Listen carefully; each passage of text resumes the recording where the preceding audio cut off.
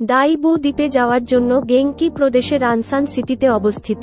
আমাদের দেখতে হবে হাওয়া লেকের পাশ দিয়ে, এবং সেখানে একটি সিগাল কাদা ফ্ল্যাটের চারপাশে ঘুরছে।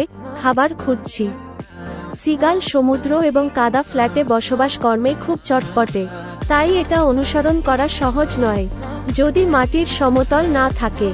সিগাল অনেক অসুবিধা হবে। খাবার খুঁজছি। সিগাল সাধারণত দ্রুত খাবার খুঁজে পায়। তারা দূরে সরে যাওয়ার পর কাদা সমতল অনেক কাঁকড়া মাটিতে আসছে এবং তারা দ্রুত গতিতে চলছে। এই অঞ্চলটি সমুদ্রের সাথে সংযুক্ত একটি গভীর কাদা সমতল, এবং এটি এমন একটি জায়গা যেখানে মানুষ প্রবেশ করতে পারে না, তাই এই এলাকার প্রাকৃতিক পরিবেশ ভালোভাবে সংরক্ষিত বলে মনে হচ্ছে। হাওয়া লেকের মধ্য দিয়ে যাওয়ার সময় আমরা জানতে পারি যে সমুদ্র হাতের কাছে বা কাছাকাছি আমাদের বা মানবতার কাছে। সমুদ্র প্রাকৃতিক সম্পদের জোয়ার ভাটা এনেছে। জোয়ারের ফ্ল্যাটের দিকে সরাসরি তাকিয়ে আমরা মহান প্রকৃতির মূল্য উপলব্ধি করতে পারেন। আপনি সামুদ্রিক পাখি দেখতে পারেন। সাধারণত সমুদ্রের কাদা ফ্ল্যাটে পাওয়া যায়। কোরিয়ার পশ্চিম উপকূলে মাটির ফ্ল্যাটগুলি বিশাল আকারের এবং তাদের প্রচুর জল সম্পদ রয়েছে। কোরিয়ার পশ্চিম উপকূলে মাডফ্ল্যাটের আকৃতি বিশ্বব্যাপী মনোযোগ আকর্ষণ করে, কারণ প্রাকৃতিক পরিবেশ রক্ষা করা যায়, এমনকি মারাত্মকভাবে দূষিত বাহ্যিক পরিবেশেও।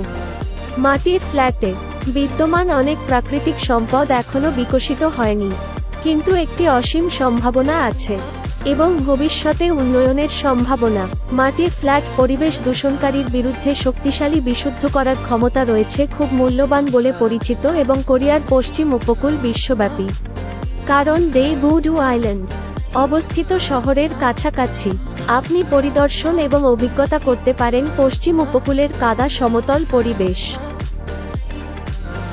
ডাইবুডো হল একটি দ্বীপ যা ডাইবুডং, ড্যানওনগু, সানসি, গিয়ংকি-ডু এলাকাটি 40.34 কিলোমিটার 2 এবং উপকূল রেখা 61 কিলোমিটার দীর্ঘ। হাওয়া সিওমসিতে নামিয়াং উপদ্বীপ থেকে দেখা হলে এটি দেখতে একটি বড় পাহাড়ের মতো, এবং একে বলা হয় ডেইবুডু। ওল পেরিয়ে পোর্ট এবং ওইডো মেরিন কমপ্লেক্স পেয়ে হাওয়া সিওয়াল পার হয়ে আপনি ডেইবুডো দ্বীপে প্রবেশ করবেন। এটি সিউন গাম দো, তান দো এবং বুল ডো নির্মাণের মাধ্যমে সংযুক্ত ছিল। সিহোয়া হ্রদ পুনরুদ্ধার প্রকল্প অনুসরণ করে একটি সিওয়াল যাত্রীবাহী জাহাজ যা ওল্ডু, সাংবংডু, ডে এজেকডু এবং ডিওক জেওক ব্যাং আহ মেওরি ডক থেকে প্রস্থান করে।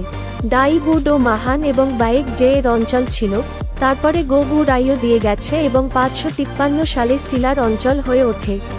ইউনিফাইড শিলা সময়কালে এটি হান জু এবং গো রাইওর সময় ছিল, এবং জো সান পিরিয়ড এটি নাম ইয়াং দোহো বু এর অন্তর্গত। 1 এপ্রিল 1914 এটি ইয়েং হিউং ডো এর সাথে বুচিয়ন গানে অন্তর্ভুক্ত করা হয়েছিল জাপান কর্তৃক প্রশাসনিক জেলাগুলির একীকরণের সময়। 1 জুলাই 1973 বুচিয়ন গুন্ডা বিলুপ্ত করা হয়েছিল এবং এটি অন্তর্ভুক্ত করা হয়েছিল ওংজিং-গু, গেয়ংকি-ডু, গিয়াংকি-বেতে অন্যান্য দ্বীপের সাথে। প্রশাসনিক জেলা পুনর্গঠন উপর একটি গণভোটের ফলাফল অনুযায়ী 26 ডিসেম্বর 1994 এটি আনসান সি হিউং সি এর মধ্যে সান সিতে অন্তর্ভুক্ত হয়েছিল এবং হাওয়া সিয়ংগান